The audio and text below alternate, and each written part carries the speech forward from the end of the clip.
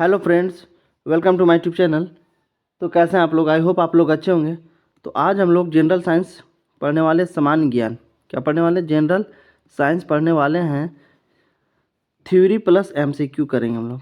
Theory plus MCQ जो है हम लोग करेंगे एनसीईआरटी बेस्ड, क्योंकि आप लोगों को पता है कि झारखंड में जो सहायक आचार्य की भर्ती होने वाली है 1 to 5 और 6 to 8, उसमें भी जनरल साइंस और सोशल साइंस पूछे जाते हैं। उसमें भी क्या है, सामान्य विज्ञान, जनरल साइंस प्लस मैथ मिला करके जो है 75 क्वेश्चंस पूछे जाएंगे। फिर सोशल साइंस की बात करें तो सोशल साइंस से भी जो है 75 क्वेश्चन पूछे जाएंगे। फिर जेएसएससी सीजीएल का भी जो है एग्ज़ाम होने वाला है मई जून में, जेएसएससी सीजीएल का। तो इस स्थिति में क्या है, तैयारी स्टार्ट करना होगा, क्योंकि एग्ज़ाम जो है कभी भी हो सकता है चुनाव के बाद।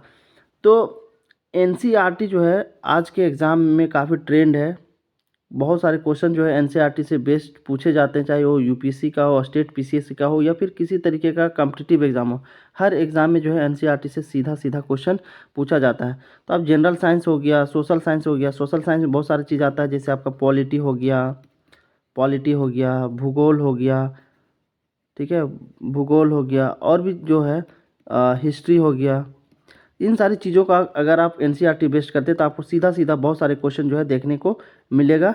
जेपीएससी में जो हाल का एग्ज़ाम हुआ था उसमें भी बहुत सारे क्वेश्चन एनसीईआरटी से सीधे पूछे गए थे। तो हम लोग एनसीईआरटी को फोकस करते हुए चीज़ों को कंप्लीट करते हुए चलेंगे अकॉर्डिंग टू सिलेबस। तो आप मेरे यूट्यूब चैनल से जुड़ जाएँ। बिल्कुल अकॉर्डिंग टू सिलेबस जो है हर एक टॉपिक को आप लोगों को थ्योरी प्लस एमसीक्यू करवाया जाएगा, बिल्कुल सिलेबस के अकॉर्डिंग। सिलेबस काफ़ी इंपॉर्टेंट होता है किसी भी एग्ज़ाम को क्रैक करने के लिए। तो थ्योरी जो है बिल्कुल आप लोगों को थ्योरी प्लस एमसीक्यू जो है कवर करवाया जाएगा अकॉर्डिंग टू सिलेबस। तो जुड़ जाइए। चलिए स्टार्ट करते हैं आज का चैप्टर, भोजन के घटक। भोजन के घटक। तो हम लोगों को पता है कि भोजन जो है लिविंग थिंग्स के लिए कितना इम्पोर्टेंट चीज़ है। लिविंग थिंग्स जितने भी है दुनिया में, वो भोजन के बिना नहीं रह सकते हैं। और घटक कहने का मतलब क्या हो गया, भोजन के घटक। घटक कहने का मतलब क्या, अलग अलग भोजन में अलग अलग चीज़ें पाई जाती है। जैसे किसी भोजन में कार्बोहाइड्रेट पाया जाता है, किसी भोजन में क्या होता है, कार्बोहाइड्रेट पाया जाता है, किसी में वसा पाया जाता है, वसा पाया जाता है, किसी में प्रोटीन पाया जाता है। तो ये जो चीज़ें हैं, ये जो चीज़ें हैं, इसी को क्या कहा जाता है, इसी को जो है भोजन के घटक कहा जाता है। यानी भोजन में जो पाए जाने वाले जो न्यूट्रिएंट्स होते हैं, जो घटक होते हैं, वही क्या कहलाते हैं, भोजन के घटक कहलाते हैं। याद रखिएगा। चलिए आगे इससे हम लोग पढ़ते हैं, और जो चीज़ें याद रखने योग्य होंगे, इंपॉर्टेंट चीज़ें होंगे, उसको मैं जो है स्टार मार्क कर देता चलूँगा, हाईलाइट करता चलूँगा। तो चलिए स्टार्ट करते हैं। अध्याय 1 में हमने उन खाद्य पदार्थों की सूची बनाई थी जिन्हें हम खाते हैं। भारत के विभिन्न भागों में खाए जाने वाले भिन्न भिन्न व्यंजनों के बारे में भी हमने बताया था तथा इन्हें मानचित्र में अंकित किया था। भारत क्या है, विविधताओं का देश है। यहाँ पे अलग अलग जगहों पे अलग अलग खाना पसंद किया जाता है, अलग अलग वेशभूषा है, ठीक है। एक प्रकार के भोजन में चपाती, दाल और बैंगन का भरता हो सकता है, तो दूसरे में चावल, सांभर तथा भिंडी हो सकती है। इसके अतिरिक्त अन्य भोजन में अप्पम, मछली तथा सब्जियां हो सकती है। तो अलग अलग क्षेत्र के लोग जो है, अलग अलग परिवेश होने की वजह से अलग अलग तरह के जो है भोजन खाना पसंद करते हैं। तो जो जो मेन चीज़ें उसको हम लोग पढ़ते हुए चलेंगे और याद करते हुए चलेंगे। पहला टॉपिक आता है इस चैप्टर का, विभिन्न प्रकार के खाद्य पदार्थों में क्या होता है। अलग अलग जो खाने के जो पदार्थ होते हैं, खाद्य सामग्री होता है, उसमें क्या क्या होता है। तो हम लोग को सभी को पता है कि अलग अलग खाद्य पदार्थ में जो होता है अलग अलग होता है। जैसे मान के चलिए कोई कार्बोहाइड्रेट रिच होता है, कोई कार्बोहाइड्रेट रिच खाद्य पदार्थ होता है, कोई फैट ज़्यादा होता है, किसी में क्या होता है, फैट ज़्यादा होता है, किसी में प्रोटीन की मात्रा अधिक होती है। तो अलग अलग खाने में जो है, अलग अलग खाद्य सामग्री में अलग अलग तरह के जो है न्यूट्रिएंट्स हमें प्राप्त होता है। तो हम जानते हैं कि प्रत्येक व्यंजन एक या एक से अधिक प्रकार की कच्ची सामग्री से बना होता है, जो हमें पादपों या जंतुओं से मिलते हैं। इस कच्ची सामग्री के संगठन क्या है, इस कच्ची सामग्री से हमारे शरीर के कुछ आवश्यक घटक होते हैं। इन घटकों को हम पोषक कहते हैं। ये जो घटक होते हैं जिसे हम पोषक कहते हैं, जैसे हमारे भोजन के मुख्य पोषक कौन कौन से, कार्बोहाइड्रेट हो गया, प्रोटीन हो गया, वसा, विटामिन तथा खनिज लवण है। तो पोषक क्या किसे कहा जाता है, पोषक किसे कहा जाता है, याद रखिएगा। जो खाने में जो भोजन होता है उस भोजन में जो पोषक पाए जाते हैं, जो घटक पाए जाते हैं, जैसे कार्बोहाइड्रेट, प्रोटीन, वसा, विटामिन, खनिज लवण, यही सबको क्या कहा जाता है? पोषक कहा जाता है। इसके अतिरिक्त हमारे भोजन में रुक्षांश तथा जल भी शामिल है। देखिए याद रखिएगा ये चीज़ें, हमारे भोजन में क्या है? रुक्षांश और जल भी शामिल है। जल क्या है? हमारे बॉडी के लिए काफ़ी इम्पोर्टेंट है, जिनकी हमारे शरीर की आवश्यकता है। रुक्षांश तथा जल भी क्या है? शामिल है, जो हमारे शरीर की आवश्यकता है। तो ये सारी चीज़ें जो है याद रखिएगा। यहाँ पे टेबल दिया गया है और इस टेबल में बताया गया है विभिन्न क्षेत्रों यानी राज्यों के कुछ सामान्य भोजन। अलग अलग क्षेत्र जो है, अलग अलग राज्य जो है, उसके अलग अलग तरह का भोजन खाना पसंद करते हैं। जैसे पंजाब अगर चले जाइएगा तो पंजाब में ज़्यादातर मक्के की रोटी ज़्यादा पसंद किया जाता है। आंध्र प्रदेश में अगर चले जाइएगा तो वहाँ पे जो है चावल ज़्यादा खाना पसंद करते हैं। दाल मांस का व्यंजन की अगर बात करें पंजाब में तो राजमा ज़्यादा खाना पसंद करता है। सब्जियां की अगर बात करें तो सरसों का साग जो होता है बहुत ही ज़्यादा फेमस है पंजाब में। पंजाब में जो है मक्के की रोटी और सरसों की साग जो है काफ़ी खाना पसंद किया जाता है। तो इस तरीके से जो है अलग अलग क्षेत्र में, अलग अलग राज्य में विविधता के होने के कारण अलग अलग खाना पसंद किया जाता है। अब यहाँ पे हम लोग 2-3 टेस्ट पढ़ेंगे और उससे जो रिजल्ट आएगा उसको याद रखने योग्य होगा। हम लोग यहाँ पे 2-3 पढ़ेंगे। एक प्रोटीन का टेस्ट पढ़ेंगे, ठीक है, प्रोटीन टेस्ट पढ़ेंगे। मंड का टेस्ट पढ़ेंगे, मंड का टेस्ट पढ़ेंगे। और थर्ड पढ़ेंगे हम लोग वसा यानी फैट का टेस्ट। कैसे पता चलेगा कि किस भोजन में कितना फैट है कि नहीं है, और किस खाने वाले सामग्री में प्रोटीन है कि नहीं है, किस तरीके का हम टेस्ट करके पता कर सकते हैं। तो चलिए स्टार्ट करते हैं। पहला टेस्ट,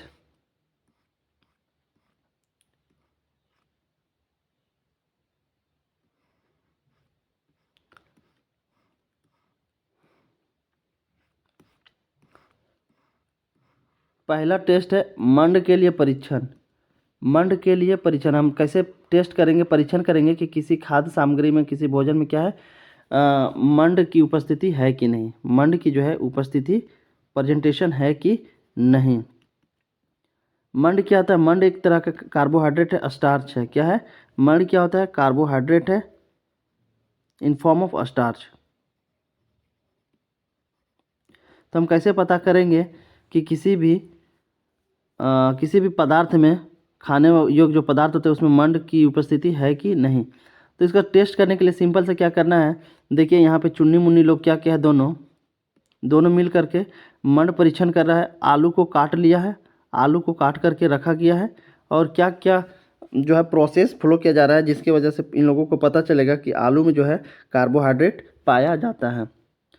तो देखते हैं हम लोग किस तरीके से जो है इन लोग टेस्ट कर रहा है। परीक्षण के लिए खाद्य पदार्थ या कच्ची सामग्री की अल्प मात्रा लीजिए। इसमें तनु आयोडीन विलयन की 2 या 3 बूंदें डालिए। खाद्य पदार्थ के रंग में होने वाले परिवर्तन को देखिए। क्या यह नीला या काला हो गया है? यह नीला या काला रंग मड़ की उपस्थिति दर्शाता है। बहुत इंपॉर्टेंट चीज़ है, याद रखिएगा। इस तरीके के जो है पॉइंट से क्वेश्चन अक्सर पूछे जाते हैं। तो मंड का परीक्षण के लिए क्या किया जा रहा है कि इन लोगों ने आलू काटा, आलू के काटने के बाद उसके ऊपर तनु आयोडीन विलयन, क्या क्या याद रखिएगा, किसका? तनु आयोडीन विलयन की 2 या 3 बूंदें जब उस पर डाला तो देखा उसका कलर जो है नीला या काला हो गया। क्या हो जाएगा? नीला या काला हो गया। नीला या तो काला होगा तो समझ जाइएगा कि उसमें क्या है, मंड की उपस्थिति है। तो पहला टेस्ट कंप्लीट होगा। इसमें याद रखने योग्य क्या है कि किसी भी खाद्य पदार्थ में मंड की उपस्थिति कैसे पता चलता है। तो उसका टुकड़ा लेना है, उस टुकड़े के ऊपर क्या करना है, तनु आयोडीन विलयन का जो है कुछ बूंदें डालना है।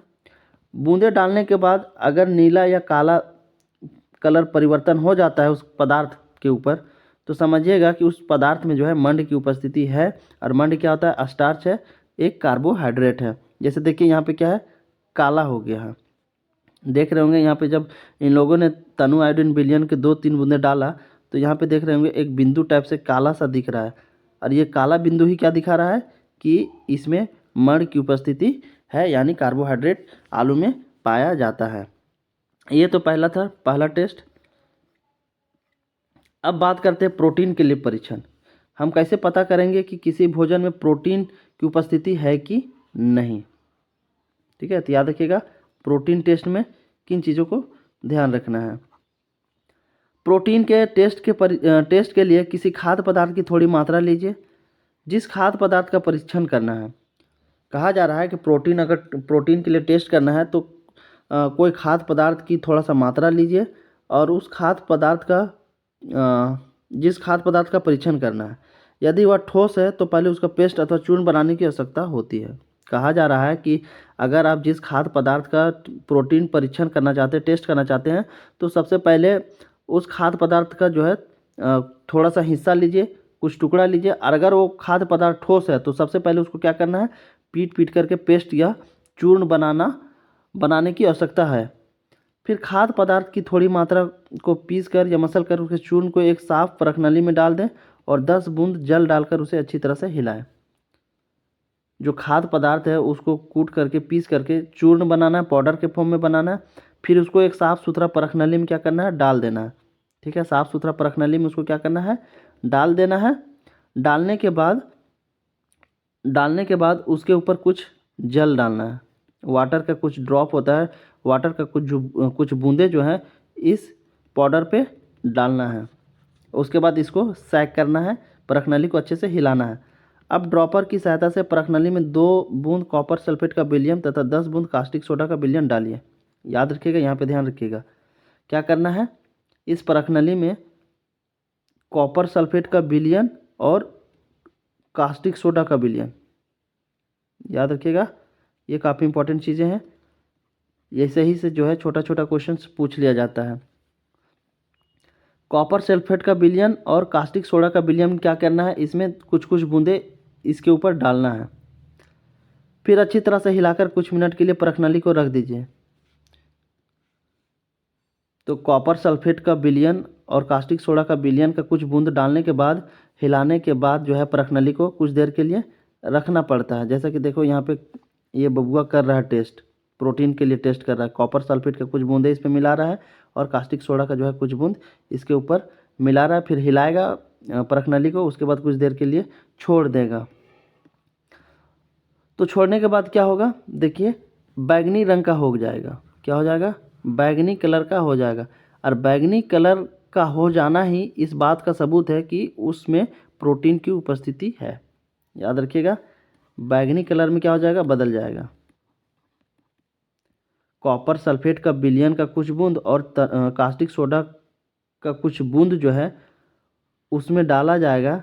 हिलाने के बाद कुछ देर छोड़ने के बाद उसका जो कलर देखेंगे आप, तो क्या हो जाएगा, बैगनी कलर का हो जाएगा। और बैगनी कलर का होना इस बात का प्रूफ है कि उस खाद्य सामग्री में जो है, उस पदार्थ में क्या है, प्रोटीन की मात्रा है, प्रोटीन है। ठीक है, तो याद रखिएगा बैगनी कलर का हो जाता है। और प्रोटीन का टेस्ट कैसे होता है, उस चीज़ों को याद रखिएगा। अब नेक्स्ट है वसा के लिए परीक्षण। अब फैट का टेस्ट कैसे किया जाता है, फैट जो वसा होता है ना, फैट, उसको कैसे हम लोग टेस्ट कर सकते हैं कि पदार्थ में वसा है कि नहीं, जो खाने योग्य जो पदार्थ हम खा रहे हैं उसमें वसा की मात्रा है कि नहीं।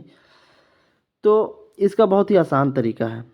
जैसे आप लोग देखते होंगे कि जब आप बाहर जाते हैं, तला हुआ सामान खाते हैं, तो उसको अगर आप पेपर से पोंछेंगे, जैसे मान के चलो क्या है, समोसा है, ये क्या है, समोसा है। अब बाहर खाने के लिए गए, अगर आप इसको पेपर के टुकड़े से इसके ऊपर रखेंगे, रगड़ के पोंछेंगे इसको, तो देखेंगे कि जो है तेल का अंश पेपर में आ जाता है। पेपर जो होता है तेलिया हो जाता है, यानी धुंधला टाइप का हो जाता है, तेल तेल हो जाता है। तो इस बात का सबूत है कि समोसे में क्या है, वसा है, फैट है। तो इसके टेस्ट के लिए क्या क्या किया जाता है, देखिए खाद्य पदार्थ की अल्प मात्रा लीजिए, इस कागज़ के टुकड़े में लपेटकर कूटिए। उसके बाद क्या करना है, कागज़ फट ना जाए, जिसका टेस्ट करना है उसको कागज़ में लपेट करके कूटना है, ताकि जो है कागज़ फट भी ना जाए। इस तरीके से उसको क्या करना है, रगड़ना है, पोंछना है। अब कागज़ को सीधा कीजिए और ध्यानपूर्वक देखिए क्या इस पर तेल के धब्बे हैं। कागज को किसी प्रकाश के सामने लाएं, क्या आपके इस धब्बे से होकर आने वाला धुंधला प्रकाश दिखाई देता है? जब उस पदार्थ को पेपर से पोंछिएगा तो पेपर क्या हो जाएगा? धुंधला हो जाएगा।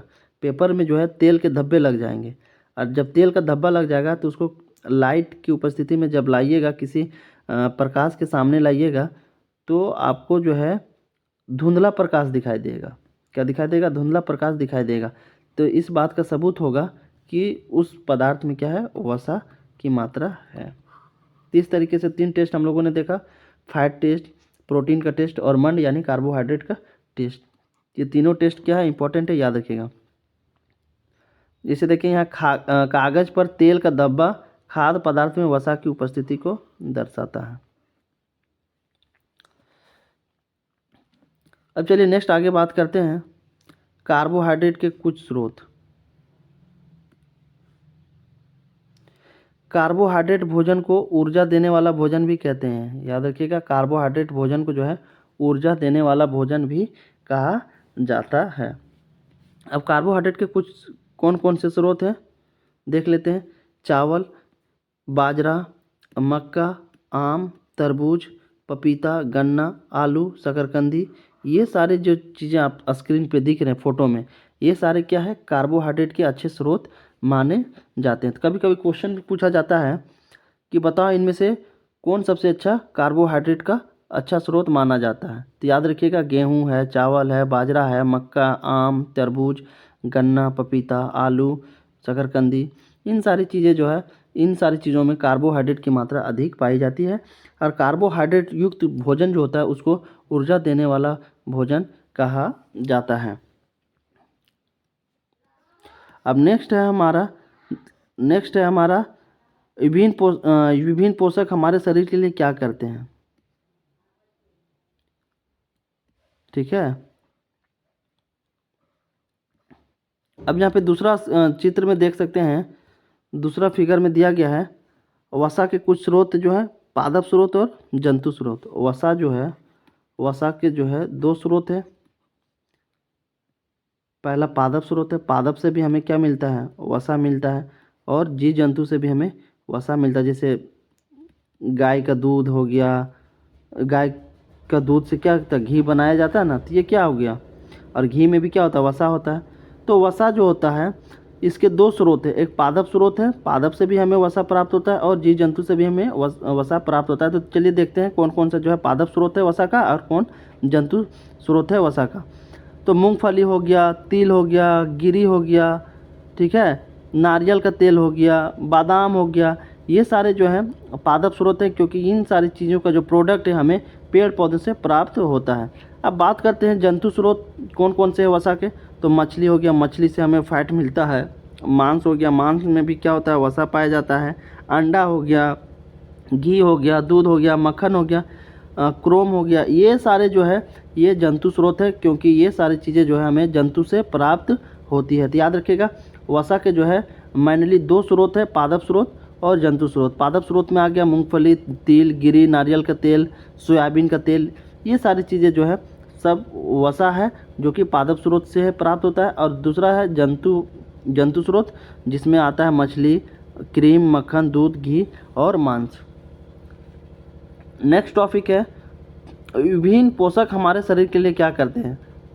अलग अलग जो पोषक हैं, जैसे कार्बोहाइड्रेट, प्रोटीन और लवण, खनिज, ये सारी चीज़ें जो है हमारे शरीर के लिए क्या करते हैं। तो सारे प्रोटीन का, सारे जो न्यूट्रिएंट्स है, सारे पोषक का हमारे शरीर में अलग अलग काम करता है।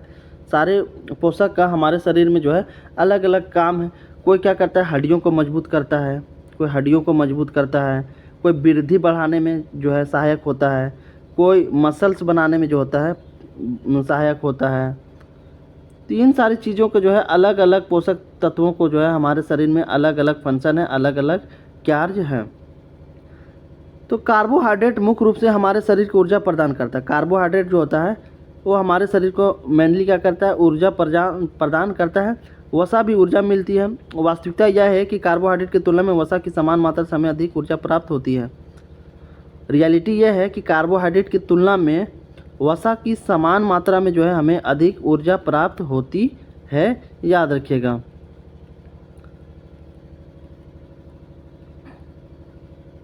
अब देखिए यहाँ पे जो है, यहाँ पे देख सकते हैं, यहाँ पे देख सकते हैं प्रोटीन के जो है स्रोत दिए गए हैं, प्रोटीन के कुछ स्रोत। अब प्रोटीन भी जो है हमें दो स्रोत से मिलता है, पादप स्रोत और जंतु स्रोत। हम लोगों ने वसा का भी देखा कि वसा के भी जो दो स्रोत है, पादप स्रोत और जंतु स्रोत। अब बात करते हैं प्रोटीन का, तो प्रोटीन के भी जो है दो स्रोत हैं। प्रोटीन के भी कौन से हैं? दो स्रोत से हमें प्राप्त होता है। पहला जो है पादप स्रोत, पेड़ पौधे से भी हमें प्रोटीन मिलता है, पेड़ पौधे के जो प्रोडक्ट होते हैं उससे भी हमें प्रोटीन मिलता है, और जंतु स्रोत है। तो चलिए वन बाय वन हम लोग देखते हैं कि पादप स्रोत से मिलने वाला कौन सा प्रोटीन है और जंतु स्रोत से मिलने वाला कौन सा पदार्थ है जिससे हमें प्रोटीन मिलता है।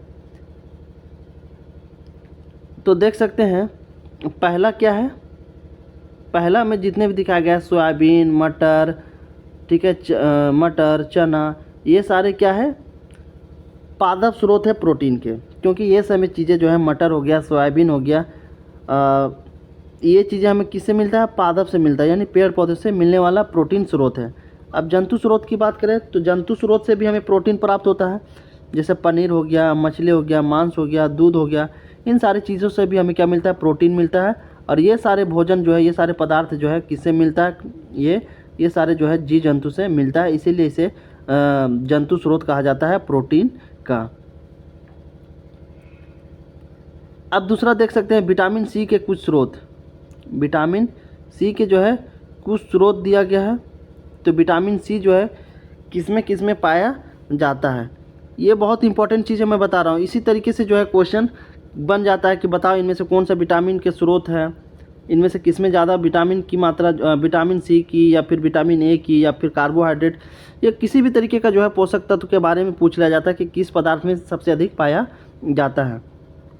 यहाँ देख सकते हैं विटामिन सी के कुछ स्रोत हैं जिससे हमें विटामिन सी मिलता है। तो टमाटर में विटामिन सी मिलता है, आंवला हो गया, नींबू हो गया, मिर्च हो गया, अमरूद हो गया, संतरा, ये सारी चीज़ें जो है विटामिन सी के कुछ स्रोत हैं। उनमें से जो है संतरा, नींबू और आंवला जो है अच्छे सोर्स माने जाते हैं विटामिन सी के। विटामिन सी के जो है अच्छे सोर्स कौन कौन माने जाते हैं? इन सारी चीज़ों में जो है विटामिन सी हमें प्राप्त होता है, लेकिन सबसे ज़्यादा अगर बात करें तो संतरा हो गया, आंवला हो गया, नींबू हो गया, इन सारी चीज़ों में जो है विटामिन सी की मात्रा अच्छी होती है, विटामिन सी के अच्छे स्रोत माने जाते हैं। अब बात करते हैं विटामिन बी के कुछ स्रोत। विटामिन बी के जो है कौन कौन से स्रोत हैं? यकृत हो गया, गेहूं हो गया, चावल हो गया। तो चावल से जो है कार्बोहाइड्रेट भी प्राप्त होता है और विटामिन बी भी प्राप्त होता है। गेहूं का जो आटा होता है ना, गेहूं जो होता है उसमें भी जो है विटामिन अच्छा मात्रा में पाया जाता है। विटामिन बी का जो है अच्छा स्रोत माना जाता है। कभी कभी क्या पूछा जाता है कि इस विटामिन की कमी से कौन सा रोग होता है? अलग अलग विटामिन डिफिशियंसी से भी जो है क्वेश्चंस पूछे जाते हैं, चाहे वो रेलवे के एग्ज़ाम हो या फिर कोई भी कॉम्पिटिटिव एग्ज़ाम हो। नेक्स्ट बात करते हैं विटामिन ए के कौन कौन से स्रोत हैं जिससे हमें विटामिन ए की मात्रा मिलती है। तो आम हो गया, आम अगर आप खाते हैं तो आपको विटामिन ए प्राप्त होगा। गाजर हो गया, गाजर तो बहुत अच्छा स्रोत माना जाता है विटामिन ए के लिए। गाजर जो होता है विटामिन ए का अच्छा स्रोत माना जाता है। पपीता हो गया, दूध हो गया, मछली का जो तेल होता है ना, मछली का जो तेल होता है इसमें भी विटामिन ए की मात्रा अच्छा पाया जाता है। याद रखिएगा, गाजर, पपीता, आम, दूध, दही, इन सारी चीज़ों में विटामिन ए जो होती है अधिक मात्रा में पाई जाती है और अच्छे स्रोत है विटामिन ए का। अब चलिए आगे बढ़ते हैं हम लोग।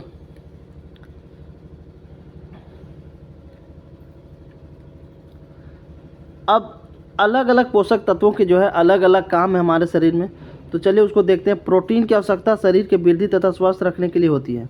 याद रखिएगा, प्रोटीन की जो आवश्यकता होती है हमारे शरीर में, उसका क्या काम है? शरीर को वृद्धि कराना तथा स्वस्थ रहने के लिए उत्तरदायी होता है। प्रोटीन युक्त भोजन को प्रायः शरीर वर्धक भोजन कहते हैं। याद रखिएगा, बहुत इंपॉर्टेंट चीज़ें बता रहा हूँ। भोजन, प्रोटीन युक्त भोजन जो होता है उसको प्रायः क्या कहा जाता है? शरीर वर्धक भोजन कहा जाता है। प्रोटीन जो होता है, प्रोटीन का हमारे बॉडी में काफ़ी इंपॉर्टेंट रोल होता है। मसल्स का जो ग्रो होता है ना, ये प्रोटीन के वजह से ही होता है। इसीलिए देखते होंगे जो जिम लवर होते हैं, जो जिम करते हैं, वो प्रोटीन की मात्रा अधिक लेते हैं, क्योंकि उसके जो है मसल को डेवलप करने के लिए प्रोटीन की अधिक मात्रा होती है। तो याद रखिएगा प्रोटीन की आवश्यकता जो है शरीर के वृद्धि यानी ग्रोथ के लिए है, और हमारे शरीर को स्वस्थ रखने के लिए जो है प्रोटीन काफ़ी इम्पॉर्टेंट होता है।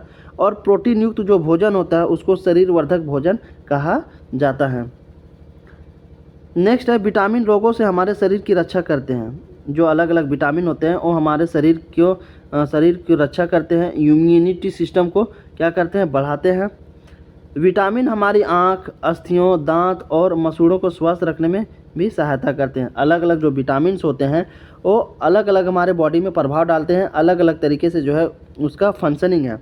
तो कुछ विटामिन जो है हमारे आँख को, कुछ अस्थियों को, दांत को, मसूड़ों को स्वस्थ रखने में सहायता प्रदान करते हैं। विटामिन कई प्रकार के होते हैं जिन्हें अलग अलग नामों से जाना जाता है। ये बात सही है बिल्कुल, विटामिन जो होता है कई प्रकार के होते हैं जिन्हें अलग अलग नामों से जाना जाता है। इनमें से कुछ को तो vitamin A, vitamin B, vitamin C, vitamin D, vitamin E तथा विटामिन के नाम से जाना जाता है।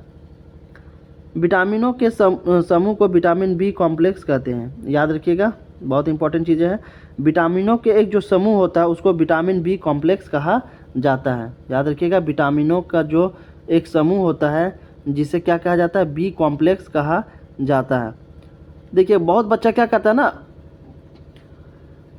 मार्केट गया, कोई भी किताब लेकर आया, पढ़ना स्टार्ट कर दिया। आपको सही चीज़ें पढ़ना है, कम समय में सही चीज़ें पढ़ना है ताकि आपका सिलेक्शन हो सके। आपको मार्केट जा कर के कोई भी किताबें जो है उठा के नहीं लाना है और आपका टाइम वेस्ट नहीं करना है अपना। सही समय जो है सही कंटेंट पे लगाना है ताकि जो है आपको आने वाला एग्ज़ाम में प्रॉफिट हो, नहीं तो आप इसी तरह से गुमराह होते रह जाएंगे। विटामिन के एक समूह को जो है क्या कहा जाता है, विटामिन बी कॉम्प्लेक्स कहा जाता है। और ये क्वेश्चन जो है एक बार रेलवे में पूछा गया था। रेलवे ग्रुप डी का जो एग्ज़ाम हो रहा था 18-19 में, ये क्वेश्चन जो है पूछा गया था, विटामिनों के समूह को क्या कहा जाता है, तो बी कॉम्प्लेक्स कहा जाता है। हमारे शरीर को सभी प्रकार के विटामिनों की अल्प मात्रा में आवश्यकता होती है। विटामिन ए हमारी त्वचा तथा आँखों को स्वस्थ रखता है। देखिए याद रखिएगा, यहाँ से फिर एक इम्पॉर्टेंट चीज़ें निकल के आ गया। विटामिन ए जो होता है, विटामिन ए जो है हमारी त्वचा और आँखों को क्या रखता है, स्वस्थ रखता है। यानी जो हमारा स्किन है बॉडी का और आई जो है इसको क्या करता है, स्वस्थ रखने का काम करता है। और विटामिन ए का अच्छा स्रोत कौन सा माना जाता है, गाजर हो गया, और भी चीज़ें हैं जैसे बहुत सारी चीज़ें हैं। जैसे विटामिन ए के लिए आपको गाजर खाना चाहिए, पालक खाने चाहिए। पालक में आयरन की भी मात्रा होती है और विटामिन ए की भी मात्रा होती है। तो इन सारी चीज़ें जो है आपको, इन सारी चीज़ों से विटामिन ए की प्राप्ति होती है। और विटामिन ए का क्या है, हमारे शरीर में क्या काम है, ये स्किन को और आँख को स्वस्थ रखता है। विटामिन सी बहुत से रोगों से लड़ने से हमारी मदद करता है। विटामिन सी हो गया, ये हमारी बॉडी का इम्यून सिस्टम को बढ़ाता है। इम्यूनिटी सिस्टम जो होता है, इम्यून सिस्टम को बढ़ाता है, जो हमें बीमार होने से बचाता है। विटामिन डी हमारी अस्थियों और दांतों के लिए कैल्शियम का उपयोग करने में हमारे शरीर की सहायता करता है। और विटामिन डी जो होता है हमारे हड्डियों के लिए, हमारे दांतों के लिए जो है काफ़ी महत्वपूर्ण होता है। तो याद रखिएगा, विटामिन ए जो है स्किन और आई के लिए काफ़ी महत्वपूर्ण होता है। सी जो है हमारे इम्यून सिस्टम को जो है बढ़ाता है। विटामिन डी अस्थियों और दांतों के लिए कैल्शियम का उपयोग करने में हमारे शरीर की सहायता करता है। अलग विटामिन यानी विभिन्न विटामिनों से भरपूर भोजन चित्र 2.6 से 2.9 में दिखाया गया। जैसा कि आपको चित्र में दिखाया गया कि कौन से भोजन में जो है कौन सा विटामिन का अच्छा मात्रा पाया जाता है। अब नेक्स्ट बात करते हैं। देखिए यहाँ पे लिखा गया है, हमारे शरीर भी सूर्य के प्रकाश की उपस्थिति में विटामिन डी बनाता है। हमारा जो शरीर होता है सूर्य के प्रकाश की उपस्थिति में भी विटामिन डी बनाता है। इसीलिए बोला जाता है अगर आपको फ्री में विटामिन डी चाहिए तो क्या करना है, कभी कभी जो है आपको धूप भी खानी चाहिए। हमारा शरीर जो होता है सूर्य के प्रकाश की उपस्थिति में जब आता है तो विटामिन डी भी बनाता है। सूर्य के प्रकाश में नहीं रह पाता, मतलब कोई भी सूर्य के प्रकाश में नहीं रह पाता, जिससे लोगों में इसकी कमी हो जाती है। विटामिन की डी जो होती है, बहुत कोई सूर्य के प्रकाश में नहीं रहता, जिसकी वजह से उसके शरीर में विटामिन डी की क्या होती है, कमी हो जाती है। अब बात करते हैं आयोडीन के कुछ स्रोत। ये सारे स्रोत जो है ना, याद रखिएगा, बहुत इंपॉर्टेंट है। आयोडीन के कुछ स्रोत कौन कौन से, आपका पालक हो गया, पालक में जो है आयोडीन की मात्रा अच्छी पाई जाती है। अदरक हो गया, अदरक भी जो है आयोडीन रिच खाद्य पदार्थ है। फास्फोरस की बात करें तो फास्फोरस में जो है आपका केला हो गया, बनाना जो होता है ना, बनाना जो है फास्फोरस का एक अच्छा रिच सोर्स माना जाता है। दूध हो गया, ये सारी चीज़ें जो है फास्फोरस रिच फूड है।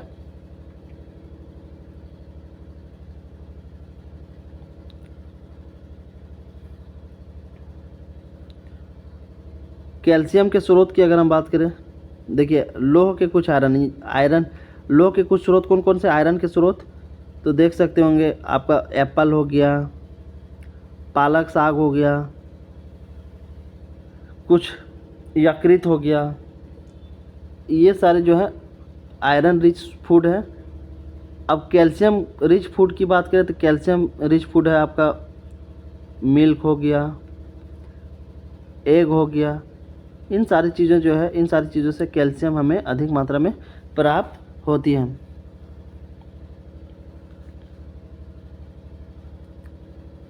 चावल में कार्बोहाइड्रेट की मात्रा दूसरे पोषक तत्व से अधिक होती है। चावल में जो है कार्बोहाइड्रेट की मात्रा दूसरे पोषकों से अधिक होती है। इस आधार पर हम यह कह सकते हैं कि चावल कार्बोहाइड्रेट समृद्ध भोजन है। चावल क्या है? कार्बोहाइड्रेट समृद्ध भोजन है चावल में, क्योंकि कार्बोहाइड्रेट काफ़ी अधिक मात्रा पाया जाता है। इन पोषकों के अलावा हमारे शरीर को आहारी रेशों तथा जल की भी आवश्यकता होती है। याद रखिएगा, हम इन सारी पोषक तत्वों के अलावा भी जो है हमारे शरीर को आहारी रेशे तथा जल की आवश्यकता होती है। अब बात आता है कि आहारी रेशे क्या होते हैं, तो हमारे शरीर को जो है आहारी रेशे तथा जल की भी आवश्यकता होती है। आहारी रेशे जो है रुक्षांश के नाम से भी जाने जाते हैं। काफ़ी इंपॉर्टेंट पॉइंट है, आहारी रेशे को जो है रुक्षांश के नाम से भी जाने जाते हैं। हमारे खाने में रुक्षांश की पूर्ति मुख्यतः पादप उत्पादों से होती है। हमारे बॉडी में जो होता है, हमारे बॉडी में जो आहारी रेशे होते हैं जिसे रुक्षांश भी कहा जाता है, तो इसकी जो पूर्ति होती है मुख्यतः जो पादप के जो उत्पाद होते हैं, जो पादप के जो प्रोडक्ट होते हैं उससे प्राप्त होता है। यहाँ से याद रखनी चीज़ें ये है कि जो आहारी रेशा है उसे रुक्षांश भी कहा जाता है, और रुक्षांश जो होता है हमारे शरीर में उसका पूर्ति कहाँ से होता है, तो पादप के जो उत्पाद होते हैं उसी से पूर्ति होता है। रुक्षांश के मुख्य स्रोत कौन कौन से? साबुत खाद्यान्न हो गया, दाल हो गया, आलू हो गया, ताज़े फल और सब्जियां हैं। ये भी इम्पॉर्टेंट चीज़ें हैं, याद रखिएगा। रुक्षांश जो है, रुक्षांश का जो मुख्य स्रोत कौन कौन सा है? साबुत खाद्यान्न, दाल हो गया, आलू हो गया, ताज़े फल जो हो गए, ताज़े फल और सब्जियां, इन सारी चीज़ों में जो है रुक्षांश पाए जाते हैं। और रुक्षांश जो होता है जिसे आहारी रेशा कहा जाता है, ये भी हमारे शरीर के लिए काफ़ी महत्वपूर्ण होता है। रुक्षांश हमारे शरीर को कोई पोषक प्रदान नहीं करते हैं, फिर भी यह हमारे भोजन का आवश्यक अवयव है। इसका आयतन बढ़ा देते हैं। रुक्षांश बिना पचे भोजन को निकालने में हमारे शरीर की सहायता करता है। रुक्षांश का अगर फंक्शन की बात करें, रुक्षांश का हमारे शरीर में क्या काम है? रुक्षांश जो है बिना पचे भोजन को, जो बिना पचे भोजन होते हैं, बिना पचे भोजन को निकालने में हमारे शरीर की सहायता करता है। काफ़ी इंपॉर्टेंट चीज़ बताया जा रहा है, याद रखिएगा। रुक्षांश जो है हमारे शरीर में क्या काम करता है? जो बिना पचे भोजन होते हैं उसको शरीर से बाहर निकालने का काम करता है, निकालने में मदद करता है। यहाँ पे दो तीन चीज़ें हैं जो है याद रखना योग्य है। पहला, आहारी रेशा किसे कहा जाता है? रुक्षांश को कहा जाता है, रुक्षांश के नाम से भी जाना जाता है। और रुक्षांश का जो मुख्य स्रोत है दाल, आलू, ताज़े फल और सब्जियां, ये हो गया दूसरा। तीसरा क्या है कि रुक्षांश का क्या फंक्शन है कि जो बिना पचे भोजन होते हैं हमारे शरीर के अंदर उसको निकालने में मदद करता है।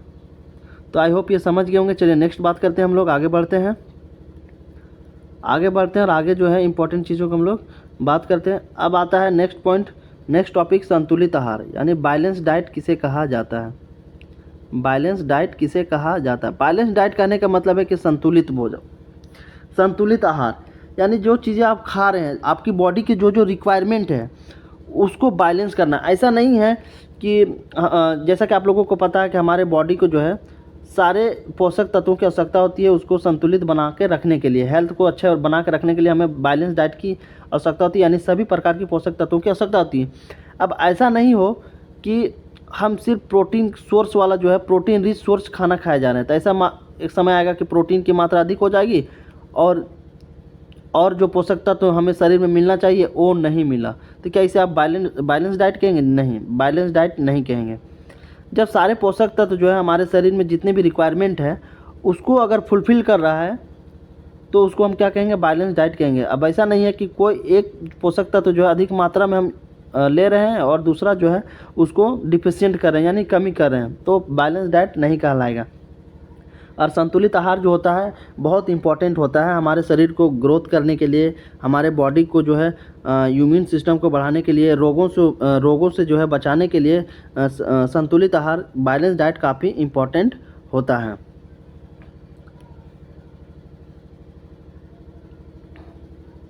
अब चलिए थोड़ा सा यहाँ देखते हैं क्या क्या इसके बारे में बताया गया। सामान्यतः पूरे दिन में जो कुछ भी हम खाते हैं उसे आहार कहते हैं। पूरे दिन में जो हम खाते हैं उसे क्या कहते हैं? आहार कहते हैं। हमारे शरीर की वृद्धि और अच्छे स्वास्थ्य को बनाए रखने के लिए हमारे आहार में वे सभी पोषक तत्व उचित मात्रा में होने चाहिए। हमारे शरीर को जो है स्वास्थ्य बनाए रखने के लिए हमारे आहार में जो हम खाते हैं उसमें सभी पोषक तत्वों को उचित मात्रा में होना बहुत ही महत्वपूर्ण होता है, जिनकी वजह से हमारे शरीर को आवश्यकता है। कोई भी पोषक तत्व ना आवश्यकता से अधिक हो और ना ही कम हो। बैलेंस डाइट उसी को कहा जाता है कि ना तो आवश्यकता से अधिक हो और ना ही आवश्यकता से कम हो। जब चीज़ें बराबर में होगी, बैलेंस में होगा, संतुलित में होगा, तो चीज़ें जो है बेहतर होगा हमारे शरीर के लिए भी, हमारे शरीर के ग्रोथ के लिए भी। इन सारी चीज़ों के लिए बैलेंस डाइट इम्पोर्टेंट होता है। हमारे आहार में पर्याप्त मात्रा में लवणांश तथा जल भी होना आवश्यक है। इस प्रकार के आहार को संतुलित आहार कहते हैं। बस याद रखिएगा, संतुलित आहार किसे कहा जाता है कि जितनी भी बॉडी की आवश्यकता है, जिन जिन पोषक तत्वों की जितना मात्रा में आवश्यकता है उतना मिलना ही क्या कहलाएगा? संतुलित आहार कहलाएगा।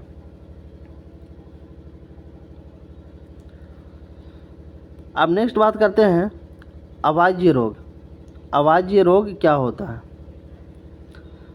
एक व्यक्ति खाने के लिए पर्याप्त भोजन पा रहा है लेकिन कभी कभी उसके भोजन में किसी विशेष पोषक की कमी हो जाती है। इंसान जो है खाने के लिए उसको पर्याप्त भोजन तो मिल रहा है लेकिन कभी कभी ऐसा होता है कि जो विशेष प्रकार का जो पोषक तत्व चाहिए वो नहीं मिल पाता है, और वही पोषक तत्व अगर लंबे समय तक एब्सेंट रहे, अभाव में रहे, तो उस स्थिति में क्या होगा? अभाज्य रोग उत्पन्न हो जाएगा। उसी को क्या कहा जाता है? अभाज्य रोग कहा जाता है। मान के चलिए कोई व्यक्ति ए है, इसको भोजन तो मिल रहा है, भोजन क्या हो रहा है? इसे भोजन तो प्राप्त हो रहा है, लेकिन जो विशेष प्रकार का इसके शरीर के लिए जो पोषक तत्व चाहिए वो नहीं मिलता है, और वो पोषक तत्व लंबे समय तक अगर नहीं मिलता रहे तो उस व्यक्ति को क्या हो जाएगा? अभाज्य रोग हो जाएगा। मान के चलिए ये ए व्यक्ति है, भोजन तो मिल रहा है, इसको क्या है? प्रोटीन मतलब विटामिन ए की आवश्यकता है, विटामिन ए की जो है आवश्यकता है विशेष रूप से, लेकिन ये विटामिन ए जो है इसको लंबे समय तक अपने भोजन में नहीं मिल रहा है। जब नहीं मिल रहा है तो क्या हो जाएगा? लंबे समय तक नहीं मिलने की वजह से जो है इसे अभाज्य रोग हो जाएगा। तो यदि यह कमी लंबी अवधि तक रहती है तो वह व्यक्ति उसे अभाव से ग्रसित हो सकता है।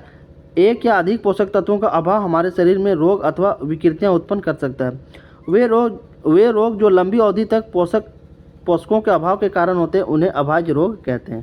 तो याद रखिएगा, अभाज्य रोग किसे कहा जाता है? वैसे रोग जो अधिक समय तक पोषक तत्वों के ना मिलने के कारण जो रोग होता है उसी को अभाज्य रोग कहा जाता है।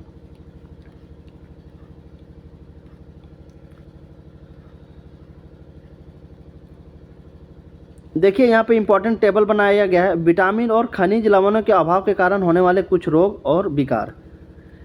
अक्सर कॉम्पिटिटिव एग्जाम में पूछा जाता है कि इस विटामिन की कमी से कौन सा रोग होता है और कौन से लक्षण होते हैं। इस तरीके के क्वेश्चन आप जो है देखते होंगे। तो यहाँ पे एक टेबल बनाया गया है कि कौन से विटामिन की कमी से कौन सा रोग होता है और उसके लक्षण कौन कौन से हैं। तो पहला है विटामिन ए। विटामिन ए की वजह से कौन सा रोग होता है? क्षीणता, दृष्टिहीनता हो जाता है। विटामिन ए की जो है लगातार अगर कमी होगी आपके शरीर में तो आपको जो है दृष्टिहीन हो सकते हैं, आपको जो है दिखाई कम पड़ेगा, आँख संबंधी बीमारी हो सकती है। इसके लक्षण क्या है? कमज़ोर दृष्टि हो जाएगा, अंधेरे में जो है कम दिखाई देगा, कभी कभी पूरी तरह से दिखाई देना बंद हो जाएगा। अगर आपके बॉडी में विटामिन ए की कमी हो जाती है तो आपको जो है देखने में प्रॉब्लम हो सकता है, अंधेरे में आप देख नहीं सकते हैं, कभी कभी ऐसा भी स्थिति हो जाएगा कि आप दिन में भी क्या है नहीं देख सकते हैं। विटामिन बी वन की वजह से जो है विटामिन B1 की कमी से बेरी नामक बीमारी होती है। इसका लक्षण क्या है? दुर्बल पेशियां और काम करने की ऊर्जा में कमी हो जाएगी। आपको बिल्कुल पूरी तरीके से क्या होगा? थकान महसूस होगा, आपको काम करने के लिए एनर्जी जैसा नहीं लगेगा। तो ये जो होता है विटामिन B1 की वजह से होता है। और विटामिन B1 की डिफिशियंसी की वजह से कौन सा होता है? बेरी होता है, याद रखिएगा। विटामिन सी की बात करें तो विटामिन सी की कमी से स्कर्वी रोग होता है और इसके लक्षण है कि मसूड़े से खून निकलने लगेगा, घाव भरने में अधिक समय का लगेगा। तो याद रखिएगा विटामिन सी की कमी से स्कर्वी होता है और इसके लक्षण क्या है कि मसूड़े जो होते हैं उससे आपको खून निकलने लगेगा, घाव जो लगता है, चोट उठ लगेगा, तो वो उसको भरने में काफ़ी अधिक समय लगेगा। तो आप समझ सकते हैं कि जो है हमारे बॉडी में क्या है? विटामिन सी की कमी है। विटामिन डी की वजह से क्या होता है? रिकेटस हो जाता है, जिसमें देखते होंगे पैर जो होते हैं थोड़ा सा टेढ़े टाइप में हो जाते हैं। इसके लक्षण क्या है? अस्थियों को मुलायम होकर मुड़ जाना, जो हड्डियां होती है वो सॉफ्ट होकर थोड़ा सा मुड़ जाती है, जिसे रिकेटस बीमारी कहा जाता है और ये विटामिन डी की कमी से होता है।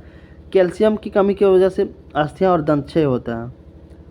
कैल्शियम की कमी से क्या होता है? हड्डियां जो होती है कमज़ोर हो जाती हैं और इसके लक्षण क्या है कि आपकी हड्डियां कमज़ोर हो जाएगी, अस्थियां और दंत क्षय होना स्टार्ट हो जाएगा। आयोडीन की कमी से घेंगा होता है, जिसे गाइटर भी कहा जाता है। आयोडीन की कमी से कौन सा रोग होता है? घेंगा होता है, जिसे गाइटर भी कहा जाता है। और इसका लक्षण क्या है? गर्दन की ग्रंथि का फूल जाना, बच्चों में मानसिक विकलांगता हो जाना। अगर बच्चों में अगर आयोडीन की कमी होगी तो बच्चों में जो मानसिक विकलांगता होगा, जो मानसिक डेवलपमेंट होगा, वो नहीं हो पाएगा। तो आयोडीन जो होता है हमारे बॉडी के लिए काफ़ी इंपॉर्टेंट होता है, ये हमें घेंगा रोग होने से बचाता है। नेक्स्ट है आयरन, लोह। आयरन की कमी से कौन सा होगा? अरक्त होगा, जिसे एनीमिया भी कहा जाता है। लोह की कमी से यानी आयरन की कमी से अरक्ता होती है, यानी एनीमिया जिसे कहा जाता है। इसमें क्या होता है? बॉडी जो है उस व्यक्ति का बहुत कमज़ोर हो जाता है, वो हमेशा थका हुआ बिल्कुल महसूस करता है। तो ये सारी चीज़ें जो है विटामिन की कमी से होने वाले रोग और लक्षण था। इस टेबल को आप जो है बिल्कुल याद रख लीजिएगा। इस तरीके से ये चैप्टर कंप्लीट हो गया। अब हम लोग चलिए MCQ करते हैं। तो इस चैप्टर में जो प्रमुख शब्द था आपका संतुलित आहार, बता दिए। बैलेंस डाइट क्या होता है? बेरी कौन सा है? तो विटामिन B1 की कमी से होता है। ऊर्जा किसे कहता है? काम करने की जो क्षमता होती है उसी को ऊर्जा कहा जाता है। वसा का भी टेस्ट हम लोगों ने पढ़ा। खनिज जो है कितना इंपॉर्टेंट होता है। पोषक किसे कहा जाता है? प्रोटीन टेस्ट भी हम लोगों ने पढ़ा। रुक्षांश, स्कर्वी जो होता है विटामिन सी की कमी से होता है। तो इस तरीके से जो है चैप्टर ख़त्म हो गया। अब चलिए हम लोग इम्पॉर्टेंट MCQ को हम लोग कंप्लीट करते हैं। भोजन के घटक से जो इम्पोर्टेंट MCQ है उसको हम लोग चलिए कंप्लीट करते हैं फटाफट। निम्न में से भोजन के घटक कौन कौन से हैं? प्रोटीन, विटामिन, कार्बोहाइड्रेट, उपरोक्त में से सभी। तो प्रोटीन, विटामिन, कार्बोहाइड्रेट ये तीनों क्या है? ये भोजन के घटक है। तो ऑप्शन डी इसका राइट आंसर होगा। नेक्स्ट क्वेश्चन है चपाती, दाल और बैगन कौन सा भोजन है? चपाती, दाल और बैगन जो है कौन सा भोजन है? शाकाहारी, मांसाहारी, सर्वाहारी? तो शाकाहारी होगा। इसका राइट आंसर क्या होगा? शाकाहारी होगा। नेक्स्ट क्वेश्चन है जंतुओं से कौन सा भोजन मिलता है? जंतुओं से जो है हमें कौन सा भोजन प्राप्त होता है? दूध, दही, पनीर, घी, मांस, उपरोक्त में सभी। तो ऑप्शन डी जो होगा उपरोक्त में से सभी होगा। भोजन खाना क्यों जरूरी है? ये बहुत ही आसान सवाल है। भोजन खाना क्यों जरूरी है? क्योंकि ये हमें ऊर्जा देता है, काम करने की शक्ति देता है। जीवित रहने के लिए भोजन क्या है? जरूरी है। तो ऑप्शन डी जो होगा इसका फाइनली आंसर होगा। नेक्स्ट है चावल, सांभर तथा भिंडी कहाँ से मिलते हैं? तो पेड़ पौधे से मिलते हैं। चावल, सांभर, भिंडी जो है ये क्या है? पेड़ पौधों का उत्पाद है। तो इसका राइट आंसर होगा पेड़ पौधे से प्राप्त होता है।